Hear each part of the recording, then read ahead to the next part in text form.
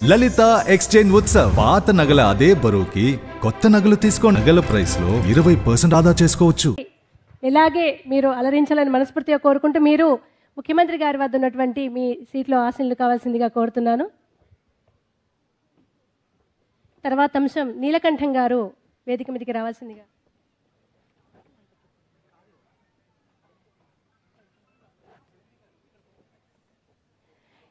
ఈనాటి కార్యక్రమంలో మిమిక్రీతో నీలకంఠం గారు ముందుకొచ్చారు. ఎక్కువగా మనం రీల్ హీరోల్ని చూస్తూ ఉంటాం, వెండితెర పైన మనల్ని అలరించే వారిని. కానీ నేను ఎప్పుడూ ఒక మాట చెప్తూ ఉంటాను అందరికీ, మన రియల్ హీరోస్ ఎప్పుడూ రాజకీయ ప్రముఖులే అని. ఎందుకంటే ప్రజాక్షేత్రంలోకి దిగి ఎవరూ స్క్రిప్ట్ ఇవ్వరు, ఎవరూ డైలాగ్స్ ఇవ్వరు, ఎవరూ కథను చెప్పరు. వారు ప్రజల కోసం దిగి ఫైట్ చేసే హీరోలు కనుక అటువంటి రియల్ హీరోలు ఎంతోమంది రాజకీయ ప్రముఖుల్ని ఆయన గాత్రం ద్వారా ఇక్కడ మనకు చూపనున్నారు. నీలకంఠం గారికి సాదర స్వాగతం. మీ గాత్రంతో అందరినీ అలరించవలసిందిగా రిక్వెస్ట్ చేస్తున్నాను. Thank you madam. ముందుగా దివంగత నేత ప్రీతమ మహానేత డాక్టర్ వైఎస్ రాజశేఖర రెడ్డి గారి వాయిస్. నమస్తే అక్కయ్య, నమస్తే తమ్ముడు, నమస్తే బాబు, నమస్తే పాప, నమస్తే నమస్తే నమస్తే. ఈవేళ మీ అందరికీ సంక్రాంతి శుభాకాంక్షలు తెలియజేస్తా ఉన్నా. ఈవేళ మీ మధ్య భౌతికంగా నేను లేకపోవచ్చు, కానీ నా ఆశలు, నా ఆశయాలు, నా రక్తంలో రక్తమైన, నా ప్రాణంలో ప్రాణమైన నా బిడ్డ జగన్మోహన్ రెడ్డి నవరత్నాలు లాంటి ఎన్నో మంచి మంచి పథకాలతో మీ అందరి మనసులు గెలిచాడు. ఆ దేవుని చల్లని దీవెనలతో పాటు మీ అందరి ఆశీస్సులు, అలాగే నా ఆశీస్సులు కూడా నా బిడ్డకు ఉంటాయి అని తెలియజేస్తూ సెలవు తీసుకుంటున్నాను. నమస్తే నమస్తే నమస్తే. తర్వాత మరొక ముఖ్యమంత్రి గారు, కీర్తిశేషులు నందమూరి తారక రామారావు గారు, ఆయన మాట్లాడితే ఎలా మాట్లాడతారు. తెలుగు ప్రజలందరికీ సంక్రాంతి శుభాకాంక్షలు. ఈ రోజున జగన్మోహన్ రెడ్డి గారు ఎన్నో గొప్ప గొప్ప పథకాలు తీసుకొచ్చారు. హరిజన, గిరిజన, దళిత, బడుగు బలహీన వర్గాల అభ్యున్నతి కొరకు వారికి మంచి చేయాలనే, సేవ చేయాలనే ఆలోచనతో ఎన్నో పథకాలను ప్రవేశపెట్టారు. ఒక రైతు భరోసాతో రైతన్నకు అండగా నిలబడ్డారు. అలాగే విద్యా దీవెనతో విద్యార్థుల బంగారు భవిష్యత్తుకి బాటలు వేసినటువంటి వ్యక్తి. అలాగే ఇంకా ఎన్నో ఎన్నో ఆసరా లాంటి ఎన్నో పథకాలు ప్రవేశపెట్టి జనాల గుండెల్లో చిరస్థాయిగా నిలిచిపోయిన జగన్మోహన్ రెడ్డి గారు, నా ఆశీస్సులు మీకు ఎప్పుడు ఉంటాయి. సుఖీభవ సుఖీభవ. ఇది ఎన్టీఆర్ గారు. అలాగే రోసయ్య గారు, ఒకసారి రోసయ్య గారు వారు ఎలా మాట్లాడతారు. ఈ రోజున అందరికీ కూడా సంక్రాంతి శుభాకాంక్షలు. సంక్రాంతి పండగ అంటే ఏంటమ్మా, రైతులు చాలా సంతోషంతో పంట చేతికొచ్చి వారు చాలా ఆనందంతో సంబరాలు జరుపుకునేటువంటి పండగ. ఆ రైతులు ఇవాళ చాలా సంతోషంగా ఉన్నారు. ఎందుకంటే రైతును రాజుగా చూడాలనేటువంటి కోరిక ఉన్న జగన్మోహన్ రెడ్డి గారి పాలనలో ఎంతో సుభిక్షంగా ఉన్న రైతులందరూ కూడా, రాజశేఖర రెడ్డి గారు నా ఆప్తమిత్రులు, వారు కూడా రైతుల గురించి చాలా చేశారు. జగన్ గారు ఇంకా చాలా చక్కగా చేస్తూ ఉన్నారు. వారికి నా ఆశీర్వచనాలు. కూర్చోలేగుస్తావు నువ్వు, పతాక లేస్తావేంటి? ఇదిగో చంద్రబాబు కూర్చోమని చెప్తుంటే నువ్వు లేవుస్తావేంటి పతాక? నేను మాట్లాడుతూ ఉన్నా, జగన్ రెడ్డితోనే నువ్వు కూర్చో. రోసయ్య గారు. అలాగే అక్కినే నాగేశ్వరరావు గారు, వారు ఎలా మాట్లాడతారు. అందరికీ నమస్కారం. ఇక్కడ తునజ్ వారందరికీ సంక్రాంతి శుభాకాంక్షలు తెలియజేస్తున్నారు.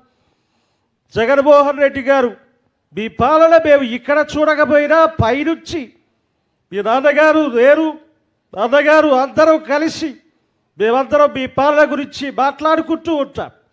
ఈ మంచి రోజున మీకు శుభాకాంక్షలు తెలియజేయాలని ఇలా వచ్చాం. నాతో పాటు శోభన్ బాబు కూడా వచ్చారు. రండి శోభన్ బాబు గారు, ఇంకెందుకు ఆలస్యం? ఏడాయ్, యాక్చువల్గా నాకే అందగాడు అనేటువంటి పేరుంది. నా అందాన్ని చూసి చాలామంది నా వెంట పడుతుంటారు. కానీ ఆ చిరునవ్వు చూస్తుంటే జగన్ గారిని చూడండి ఎంత చక్కగా నవ్వుతున్నారు. కిలకలా కలకలా. ఇద్దరు కూడా ఆది దంపతులు చాలా చక్కగా ఉన్నారు. నాకైతే చాలా సంతోషంగా ఉంది ఈ రోజున. మీరు ఇలాగే ఇంకా మంచి మంచి కార్యక్రమాలు చేస్తూ ముందుకెళ్ళాలని మనస్ఫూర్తిగా కోరుకుంటున్నాను. All the best. ఇట్లా సోమన్ బాబు గారు మాట్లాడతారు. అలాగే కృష్ణ గారు మాట్లాడితే ఎలా ఉంటుంది? అందరికీ నమస్కారం. రాజశేఖర రెడ్డి గారు నాకు చాలా మంచి మిత్రులు. అలాగే ఆయన ఎన్నో మంచి కార్యక్రమాలు, మంచి పథకాలు ప్రవేశపెట్టారు. జగన్ గారిని కూడా ఈరోజు చాలా అద్భుతమైనటువంటి పరిపాలన చేస్తున్నారు. వారికి మా అభినందనలు తెలియజేస్తున్నాం. ఇలా సూపర్ స్టార్ కృష్ణ గారు మాట్లాడితే ఎలా ఉంటుందండి? అలాగే ఆర్జీవి గారు వారు మాట్లాడితే ఎలా ఉంటుంది? ఈరోజు యాక్చువల్గా నాకు నిజంగా చెప్తున్నాను, రియల్గా జగన్ గారి డేరింగ్ డాషింగ్ అంటే నాకు చాలా బాగా ఇష్టం. అందులో ఎలాంటి అనుమానం లేదు. నేను ఎవరికి భయపడను. ఎవరికి భయపడను. వారి రియల్ లైఫ్లో వారికి ఉన్న గట్స్, వారి డేరింగ్ నాకు చాలా ఇష్టం. అందుకే నేను వ్యూహం అనే సినిమా తీసాను. నాకు నచ్చి తీశాను. మీరు చూస్తే చూడండి, లేదా మానండి. ఇది రామ్ గోపాల్ వర్మ గారు. అలాగే రావు గోపాలరావు గారు, ఒకసారి ఆయన వాయిస్ ఎలా ఉంటుంది చూద్దాం. ముత్యాల ముగ్గు సినిమాలో ఒక dialogue, hello hello hello secretary, ఓ పాల ఆకాశం వంక చూడు, ఆకాశంలో ఏదో మద్దరు జరుగుతున్నట్లేదు, సూర్యుడు నెత్తురుగడ్డలా లేడు, మాదికేది మడిసన్నాక కూసంత కాలాపోషణ ఉండాలా, ఉత్తినే తిని తొంగుంటే మడిసికి గొడ్డికి తేడా ఏటుంటుంది, సర్లేదు ఎదవ నూ సెన్స్. ఇలా రాజశేఖర రెడ్డి, అదే మన రావు గోపాలరావు గారి వాయిస్ ఉంటుంది. అలాగే లక్ష్మీపార్వతి గారు ఇక్కడికి వచ్చి మాట్లాడితే వారు ఎలా మాట్లాడతారు? నిజంగా ఏమిటమ్మా నవ్వుతున్నావు? నిజంగా ఈరోజు జగన్ గారి నవ్వు చూడండి, ఎంత చక్కగా నవ్వుతున్నాడు బాబు. ఇద్దరు కూడా, మేడం గారు ఇద్దరు ఎంత బాగున్నారు, ఎంత చక్కగా. అసలు అంత అందమైన నవ్వు ఎలా వస్తుందంటే అందమైన మనసులో నుండి ఆ నవ్వు పుడుతుంది. నా అల్లుడు ఉన్నాడు, ఎప్పుడైనా నవ్వాడా? ఏం బాబు నవ్వాడా? ఏమ్మా నవ్వాడా? ఎప్పుడైనా నవ్వాడా? ఇదిగో వస్తున్నాడు బాబు, మాటల్లోనే వస్తున్నాడు.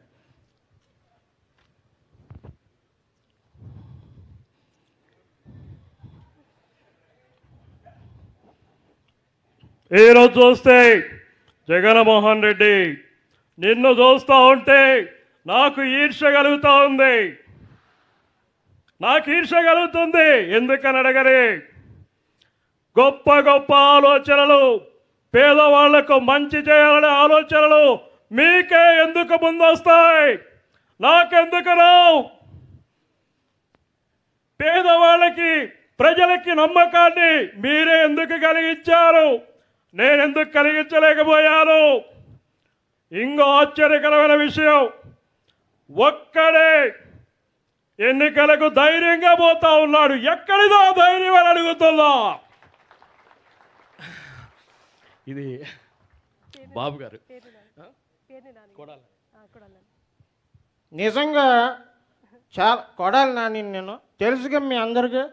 మనం సంక్రాంతి పండుగ అంటే చాలా సంతోషం, సంబరంగా ఉంటుంది. చంద్రబాబు నాయుడు ఏదో మాట్లాడతాడు, ఆయనకి ముందు ప్రజల మనసు ఏంటో తెలియాలి, ప్రజలకే సేవ చేయాలనేటువంటి ఆలోచన మనసులో ఉంటే వస్తుంది. కానీ పులిహోర కబుర్లు, పొగడి కబుర్లు చెప్తే ఎట్టగా ఉంటుంది. ఈ జన్మ కాదు, ఎన్ని జన్మలైనా ఇక ఆయన అట్ట మాటలు చెప్పుకొని బాధకడు. ఇది కొడాలి నాని గారి వాయిస్. అలాగే చివరిగా అన్న జగన్మోహన్ రెడ్డి గారి వాయిస్.